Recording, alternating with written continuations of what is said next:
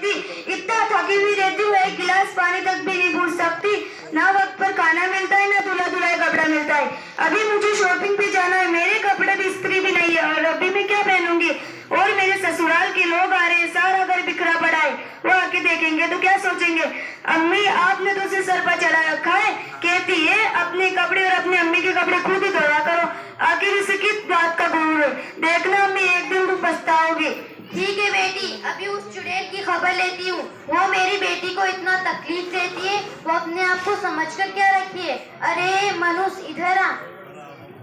क्या बात है अम्मी? चल बड़ी आई अम्मी की बच्ची, तुझको मैंने बहू बना कर लाया है मालकिन। तुम सब पर हुकूमत करने के लिए आई हो। और चांदनी का कपड़ा अभी तक क्यों तैयार नहीं किया, और वक्त पर खाना क्यों नहीं देती हो। और आज मालूम है इसके ससुराल वाले लोग आ रहे हैं, तो तैयारी क्यों नहीं की।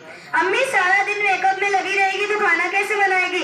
हाथ काले पड़ जाएंगे ना, बर्तन कैसे धोएगी, हाथ घिस जाएंगे ना।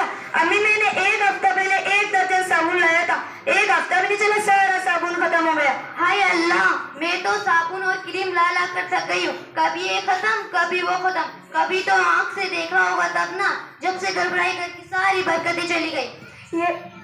ये गलत बात है अम्मी। मैं तो वक्त पर खाना भी देती हूँ और कपड़े भी बराबर धुलती हूँ।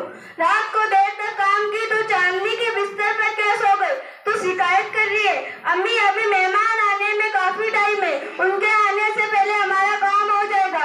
और ज्यादा काम रहा तो तुम लोगों को हाथ बटा देना चाहिए।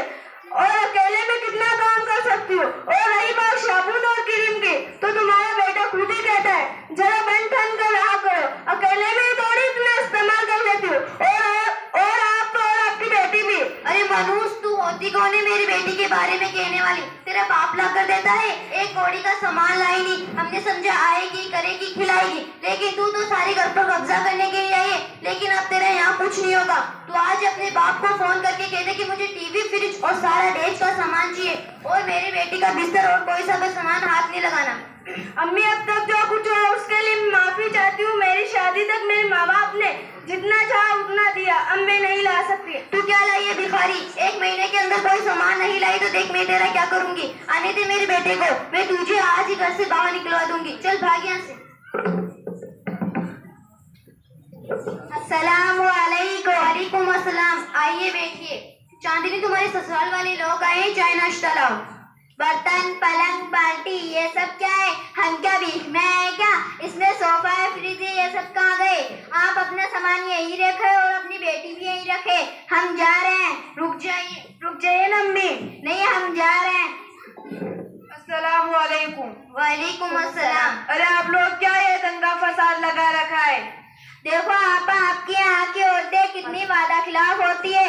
शादी के 1 साल पहले तो बोलती है कि मैं दहेज का सारा सामान दूंगी, लेकिन अब टाल मटोल कर रही है। देखो आपा, क्या हमें सब दहेज के आंसू वगैरह निकाल रखी है। शादी में हमको लड़की मिल जाए यही बहुत है। आखिर आपकी भी तो बेटी है, कल को उसके ससुराल वाले भी ऐसे ही मुकाबला करेंगे, फिर आप क्या करेंगी। अगर यही सिलसिला चलता रहा तो दिन और दुनिया तकलीफों से बढ़ जाएगी और ससुराल में किसी को आराम नहीं मिलेगा। हर किसी को जितना तो उतना ही कम है। ससुराल वालों की ख्वाहिश पूरी नहीं कर पाएंगे तो कल के दिन हमारी भी बेटी खाई जाएगी, कल उसे भी तकलीफ होगी, वो भी दहेज का ताना सुनेगी। सबसे पहले हमें ये सोचना चाहिए कि जिसकी हम बेटी लाए हैं वो हमारी भी बेटी है, और अगर हम अपनी बहू को बेटी समझेंगे तो हमारी बेटी भी बेटी समझी जाएगी।